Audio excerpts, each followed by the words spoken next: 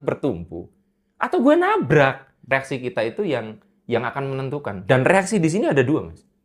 Reaksi secara emosional yang nanti akan ngaruh ke vibrasi, dan reaksi secara tindakan. Mas Hendra memicu kemarahan saya, misalkan. Anggap gitu ya. Bisa aja saya marah, tapi kan saya bisa memilih minimal. Oke, saya nggak bisa mengendalikan marah saya. Tapi kan saya bisa mengendalikan itu nggak mukul. Nangkap nggak? Nah, bayangin kalau misalkan kita tidak bisa mengendalikan dua-duanya. Untuk hukum kehidupan ini kadang penamaannya beda-beda sih, Mas. Termasuk, tapi yang paling populer di Indonesia sekarang itu hukum vibrasi sama loal. Iya, iya. Arif RH. Luar biasa sekali.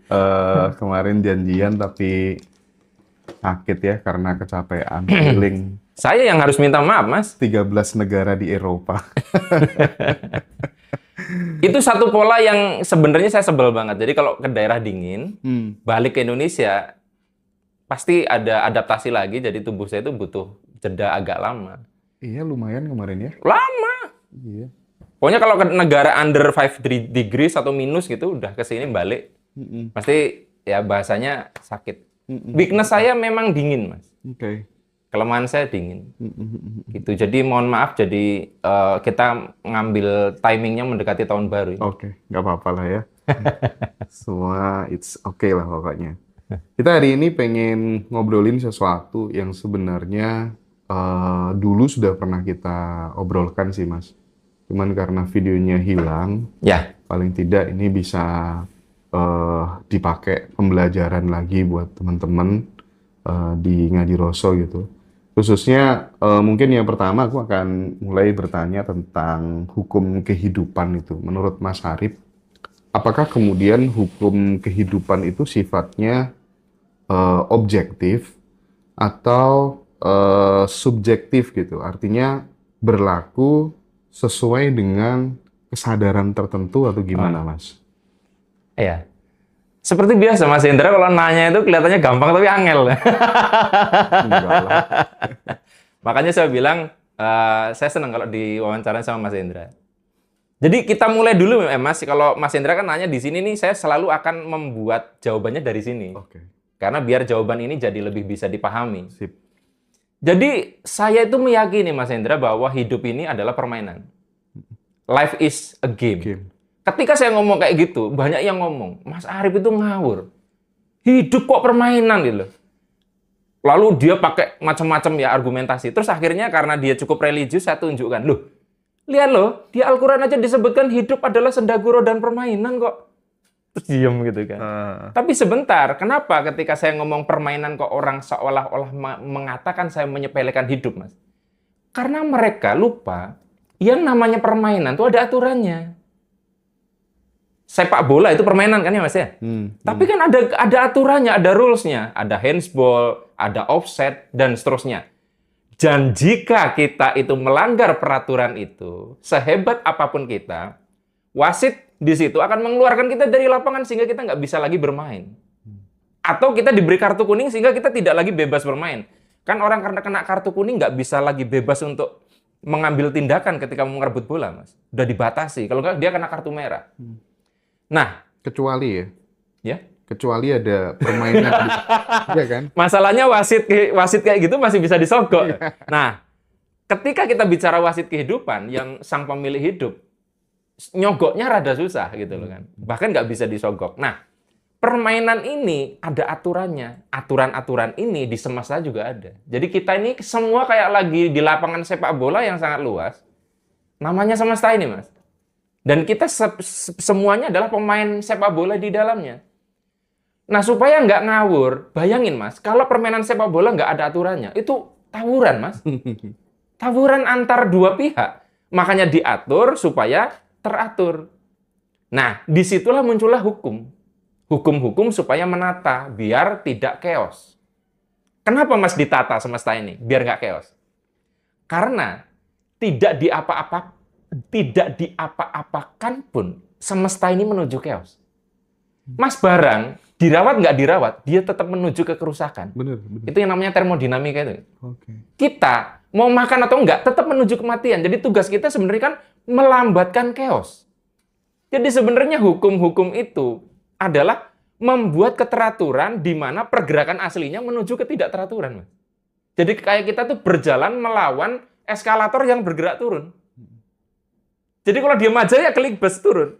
Nah, hukum-hukum ini ya tentunya ada yang objektif, ada yang subjektif. Kalau yang saya pahami dari pertanyaan Mas Hendra, objektif itu artinya siapapun akan mengalami sama dan menafsirkannya kecenderungan sama, betul ya? Ya kayak contohnya gravitasi. Kita mau percaya mau tidak, mau di Indonesia mau di luar negeri, kalau selama masih di bumi, apapun barang yang jatuh dari tangan kita pasti bergeraknya ke bawah. Nggak peduli agamanya, ya kan? Setuju.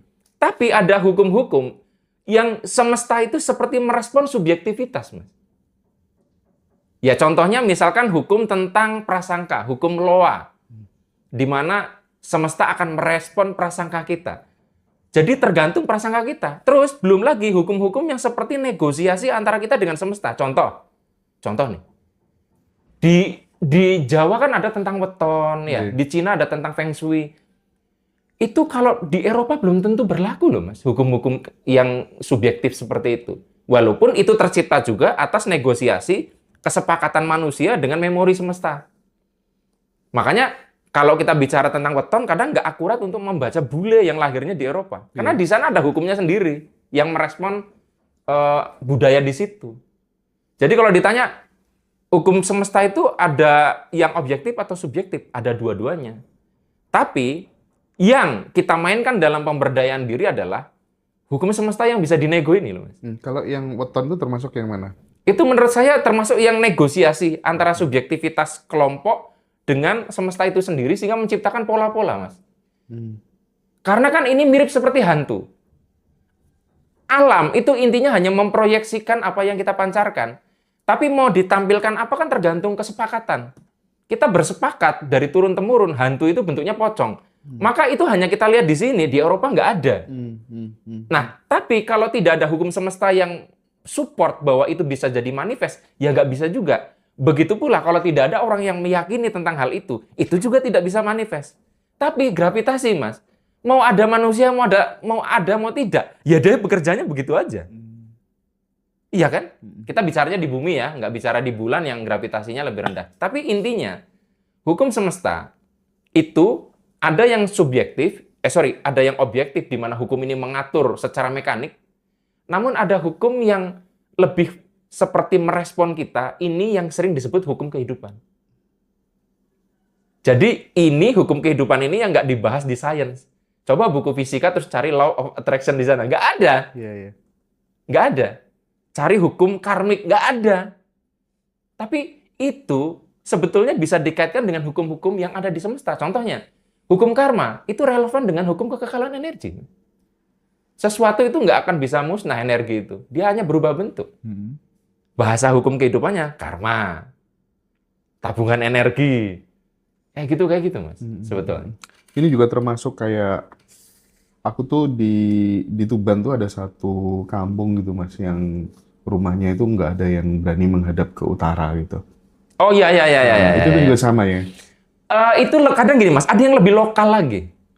Jadi, ini menarik ya, Mas. Saya lupa namanya tuh memetika atau apa ya. Jadi, ada satu keyakinan yang kalau itu masif diyakini di situ, itu hanya berlaku di situ. Keluar dari situ tuh udah nggak berlaku. Iya, benar. Jadi menarik. Ibaratnya gini, saking gedenya pusaran di desa itu, kita yang tidak percaya pun masuk ke situ tuh larut dalam pusaran di situ, Mas. Gitu ya? Iya. Loh, teman saya tuh sangat tidak percaya hantu. Dan belum pernah lihat hantu. Dia berteman dengan seseorang yang istilahnya tuh indigo gitu, yang ibaratnya dia tuh selalu melihat kayak gituan. Dimanapun dia berada, dia lihat. Lah, ketika dia satu ruangan dengan orang itu, dia bisa lihat loh, Mas.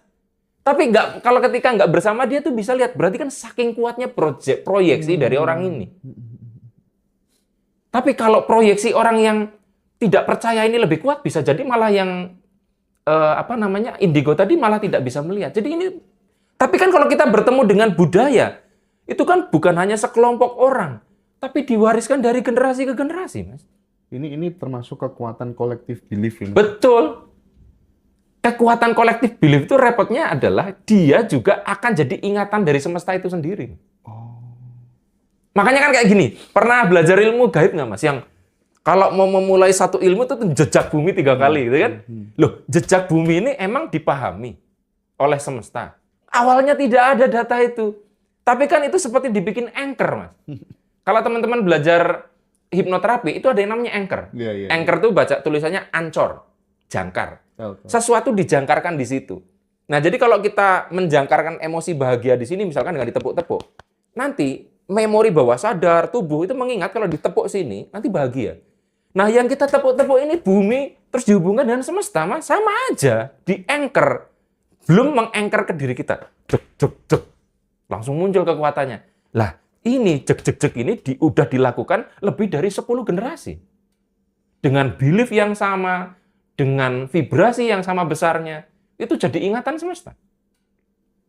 Makanya akhirnya kita tinggal ngunduh apa yang sudah di itu. Cuman kalau yang dulu ditanamkan, diengkerkan oleh lingkungan itu jelek, ya repot, Mas. Kita bikin rumah menghadap utara di kabupaten lain nggak ada masalah. Giliran di situ apa saya? Pertanyaannya bisa dilawan nggak? Bisa. Bisa. Tapi sekuat apa kita itu melawan itu? Kalau kita punya vibrasi yang besar kan bisa, Mas. Ya, makanya kan ini kadang bisa jadi tidak berlaku untuk orang dengan level kesadaran tertentu. Betul. Gitu. Nah, tapi kalau level kesadarannya nanggung, kadang kan terpengaruh, Mas. Contoh paling gampang lah. Mas Hendra itu adalah orang yang sangat pemberani, lalu ada teman yang sangat penakut.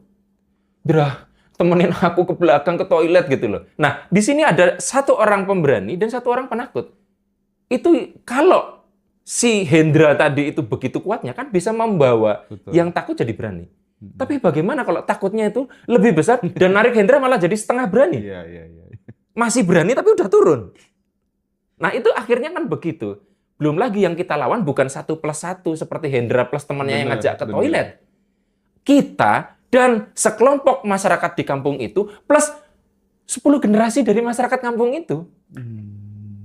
Bukan mustahil, tapi itu yang kadang bikin nggak segampang itu. Nah bayangin, Mas. Negara kita dijajah tuh udah lama. Mental kita terjajah itu udah diwariskan. Mental yang menjajah juga diwariskan. Akhirnya seolah-olah kita tuh kayak nggak bergerak, hanya ganti pelaku. Iya kan? Jadi untuk ngubah ini tuh panjang waktunya tuh. Betul banget ya. Terwariskan ya. Iya, yang menjajah bukan lagi Belanda, Mas. Kadang bangsanya sendiri akhirnya. Karena memori itu belum selesai. Loh, saya tuh punya teman menarik loh, Mas. Entah kenapa mereka tuh bermusuhan, ribut. Entah kenapa ada ketidaksukaan yang tidak bisa dijelaskan. Setelah dirunut, tahu nggak? Ternyata leluhurnya itu dulu dari 2 kerajaan yang dulu berperang loh, Mas. Jadi kok bisa perasaan itu diwariskan? Dia pun nggak tahu. Kenapa aku nggak suka sama orang itu? Ingatan itu sampai ke kita, Mas. Jadi kalau kita awal ketemu, tiba-tiba kok aku cocok sama Hendra ya? Karena aku masih ingat gitu loh, ada WA, kok aku cocok aja gitu loh, padahal kan belum pernah lihat mukanya. Mungkin aku cari di medsos pun nggak ada mukanya. Tapi perasaan chemistry itu ada. Ya berarti kalau dirunut, mbah-mbah kita, leluhur kita sampai ke atas, nggak pernah bermusuhan. Mas. Sepakat. Anda emosi lihat saya nggak? Kalau Anda emosi lihat saya berarti mbah kita mungkin pernah bermusuhan. Banyak belajar tentang vibrasi dari video-video beliau, luar biasa. Iya, di itu kan, di channel YouTube Arif RH Vibrasi, teman-teman bisa. Nah, tapi ada fakta menarik. Belajar bareng di situ ya. Ada fakta menarik. Memang saya punya channel ya, Arif RH Vibrasi. Tapi dia bilang, kenapa lebih asik lihat Arif RH di Ngaji Roso ya? Saya jawab bilang gini, karena ada Hendra. Beda, Mas. Oke. Beda. Antara ada yang mengeksplor, kedua siapa yang mengeksplor, itu beda. Tapi jujur Li, aku tuh seneng banget kalau ke Jogja ketemu Mas Arif tuh, nggak tahu. Jadi kayak klop aja gitu loh. Jadi kayak seneng gitu, kayak nggak ada capek gitu. Dan Mas Arif kuat ngomongnya gitu. Aku kadang yang sampai sungkan ini kayaknya udah. Aku malah tadi sampai WA, Mas, kuat-kuatan aja. Jangan sungkan-sungkanan. Oke, aku kembali ke tema kita, Mas, Ya. tentang apa tuh namanya hukum kehidupan ini gitu. Apakah ketika kemudian kita melihat penderitaan hidup seseorang, itu bisa dipastikan bahwa dia sebenarnya sedang melawan atau aturan main hukum kehidupan ini atau gimana? Ada dua kemungkinan. Jadi, ada perbedaan antara penderitaan dengan musibah, Mas. Maksudnya gini, kalau orang itu hidupnya sial terus, itu saya anggapnya musibah. Tapi kalau orang itu menderita, itu beda. Jadi gini, karena ada satu kekacauan hidup yang memang disebabkan kita melawan hukum kehidupan atau bahkan hukum semesta itu sendiri. Tapi kan ada hukum semesta yang namanya hukum pertumbuhan, di mana setiap proses pertumbuhan ada rasa sakit di situ. Nah, ini yang harus kita sadari. Gue itu lagi ngalamin susah itu karena lagi diproses semesta untuk bertumbuh. Atau gue nabrak. Loh, ditabrak mobil kan sakit, Mas. Ya kan? Tapi kita dipijit refleksi juga sakit, toh. Iya. Lah, kita tuh lagi dipijit refleksi supaya lebih sehat. Atau kita tuh ditabrak mobil tadi sakitnya itu, jarum-jarumnya itu. Nah, banyak orang yang kesadarannya tuh belum aware, yang belum awas, nggak bisa membedakan. Sehingga apa? Yang sedang diproses menuju lebih baik merasa sedang dihukum. Sementara orang yang dihukum merasa biasa nggak pernah evaluasi diri. Ini kan nggak tahu diri. Makanya pertama kali, sebentar, gue itu sekarang lagi yang mana? Ini perlu loh, Mas. Sehingga apa? Oh, oke. Gue itu menderita karena lagi diproses. Sekarang gini deh.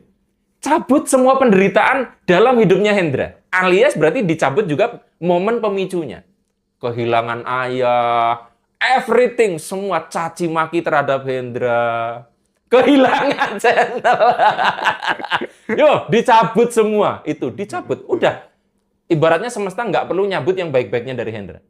Duitnya nggak diambil, enggak. Iya. Itu diambil. Itu, Mas, ketika penderitaan-penderitaan tadi diambil, duitnya juga katut, hilang. Karena yang menghasilkan Hendra yang sekarang, proses itu.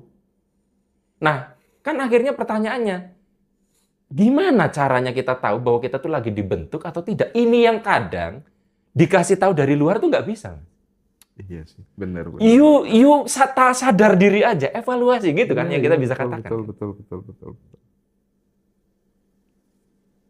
Karena mungkin kalau kita lagi dihukum, kemudian kita itu tidak tahu diri, itu semakin memperlama hukumannya. Iya. Loh, kalau orang di penjara lalu berkelakuan baik, itu bisa dapat remisi, Mas. Iya. Jadi tugas Anda, kalaupun misal lagi nabrak hukum semesta, lalu sadar, wah aku punya salah memang. Aku pernah dulu nipu Hendra misalnya. Aku makanya sekarang jadi. Itu tuh sudah berkelakuan baik. Udah ngaku bersalah. Nanti dapat remisi loh dari semesta. Nah, kebanyakan orang tuh nggak sadar, Mas. Buru-buru sadar. Malah ngerasa benar terus. Nah, gitu, Mas. Jawaban aku selalu nyabang. Jadi, yang mana nih? Lu tuh yang mana tuh sekarang? Karena kalau saya bilang satu saja, Mas, nanti orang yang nonton semuanya merasa dihukum. Atau yang sedang dihukum jadi merasa tidak dihukum. Ingat, ketika saya bilang Anda sedang dihukum, itu bukan berarti terus Anda saya bikin jadi kayak pesakitan. Bukan, Mas. Supaya ketika Anda sadar, Anda dapat pengurangan hukuman. Loh, rasa marah kita terhadap orang yang minta maaf dengan yang tidak minta maaf itu udah beda kok. Benar banget. Bahkan aku sengaja melukai Hendra pun, terus aku, Mas Hendra, sorry ya, aku memang sengaja waktu itu. Tapi aku hilaf banget. Aku nggak bisa mengendalikan emosi. Mohon maaf sama Mas Hendra. Masih marah Hendra, tapi turun aku yakin separuhnya lah. Nah, kemarahan semesta juga sama, Thomas. Itulah makanya Mas suruh istighfar. Itu sebenarnya suruh ngaca diri. Suruh tahu diri. Tapi kan melihat diri sendiri salah tuh nggak enak. Paling enak kan melihat salahnya di luar. Iya. Aku tuh baca bukunya siapa? Ustadz Nasrullah ya. Siapa? Tentang Ustadz Nasrullah. Oh, Ustadz Nasrullah, ya. Yang tentang magnet rezeki itu loh. Ya. Di situ kan dikatakan ya bahwa tidak penting realitasnya, tidak penting faktanya. Yang terpenting adalah respon terhadap fakta dan realitas tersebut gitu. Ya. Nah, ini kan kaitannya sama ilmu vibrasi kan yang jelas. Ya. Pada saat kemudian kita kena pelanggaran kehidupan, ya. Kita dihukum sama semesta gitu. Menurutku salah satu hal yang bisa membuat bangkit lebih cepat menjalani hukuman itu tidak lama-lama adalah ya respon itu tadi. Bagaimana? Iya kan? Betul. Karena aku ngalamin sendiri gitu. Iya. Ya semacam bayangin Mas Hendra main sepak bola, aku wasitnya. Mas Hendra jelas-jelas salah tuh. Atau bahkan nggak salah, tapi wasitnya benci aja sama tim ini. Oke. Mas Hendra tak kartu kuning. Coba, kalau Mas Hendra terus protes, Anda malah dapat kartu kuning kedua. Jelas. Bukannya memperbaiki. Nggak ngalami itu. Nangkep ya maksudnya ya? Jadi, Iya. bahkan di saat kita nggak salah terus disalahin pun, kadang kalau respon kita jadi salah, itu malah nambah salah. Jadi aku membenarkan bahwa reaksi kita itu yang akan menentukan. Dan reaksi di sini ada dua, Mas.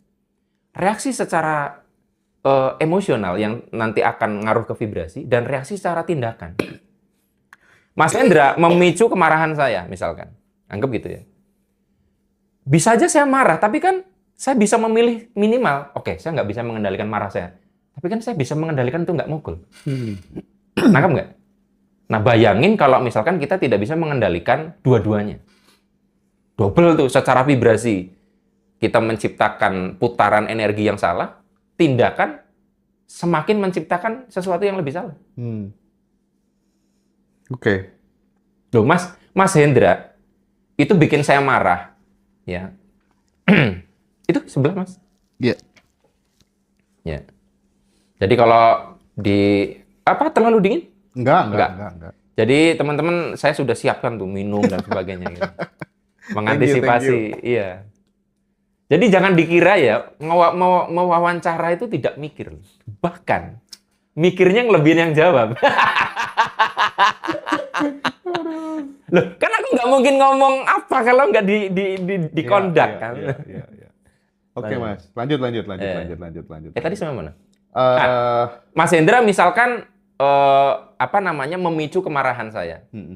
Kalau saya sikapnya benar kan malah saya bisa memicu rasa bersalah pada diri Mas Hendra. Betul. Yang membuat Mas Hendra mengakui kesalahannya. Iya. Tapi ketika saya marahnya kontrolnya salah, lalu saya malah menghina Mas Hendra. Mas Hendra yang harusnya jadi merasa bersalah, jadi marah juga.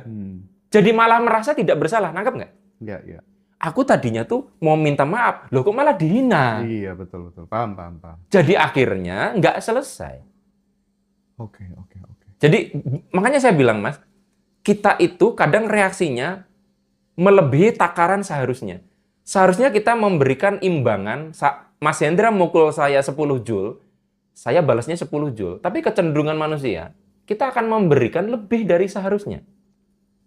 Itu yang menciptakan akhirnya selisih kan? Yang duluan salah dia, tapi kok kenapa gue yang dihukum? Karena reaksi kita berlebihan tadi. Oke. Mungkin teman-teman akan banyak di rumah yang bertanya, Mas, tentang ya kalau gitu ada berapa, Mas, jenis-jenis hukum semesta ini gitu kan? Kalau di sains, hukum-hukum yang objektif lebih gampang sih, Mas ya. Dicari aja ada hukum kekekalan energi, hukum gravitasi, hukum elektromagnetik, banyak banget ya. Dan itu lebih mudah kita telusuri. Tapi yang namanya hukum kehidupan kan ada bau-bau subjektivitas. Jadi semau-maunya yang mengajarkan. Ya kan? Ada hukum karma, hukum pertumbuhan, hukum konsekuensi, hukum law of attraction, hukum vibrasi. Macam-macam itu. Bahkan saya pernah nonton videonya Richard Claptrod yang itu 24 hukum malah dia bahas. 24, ada yang 20, ada yang 12. Iya. Jadi sebetulnya kalau dilihat nggak ada yang salah juga sih. Jadi ibaratnya yang benar mana ya? Enggak, karena saya lihat itu juga dalam hidup. Jadi kata hukum itu kan muncul karena seolah-olah itu sering muncul sebagai aturan. Aku begini kok begitu ya, aku begini ya begitu. Dilihat lama-lama kan jadi, oh ini hukum. Sama seperti aku jatuhin, aku lepasin jatuh, aku lepasin jatuh. Kalau polanya begitu terus kan berarti ini hukum, Mas. Ya sama kayak aku berbuat salah, kok aku dikena balasannya. Aku berbuat nggak baik, kena balasannya. Dilihat dari generasi ke generasi. Oh ini karma. Kan gitu. Ajaran itu kan awalnya dari pengamatan, tuh, Mas. Nah, cuman untuk hukum kehidupan ini kadang penamaannya beda-beda sih, Mas. Termasuk, tapi yang paling populer di Indonesia sekarang itu hukum vibrasi sama loa. Iya. Tapi duluan loa malahan. Loa dulu ya, Mas. Walaupun sebenarnya secara kultural karma itu lebih duluan, Mas. Tapi ketika masuknya gegap gempita Loa, orang tuh seolah-olah lupa tentang karma itu. Yang kayak dianggap udah biasa lah omongan tentang karma itu, tentang sebab akibat itu.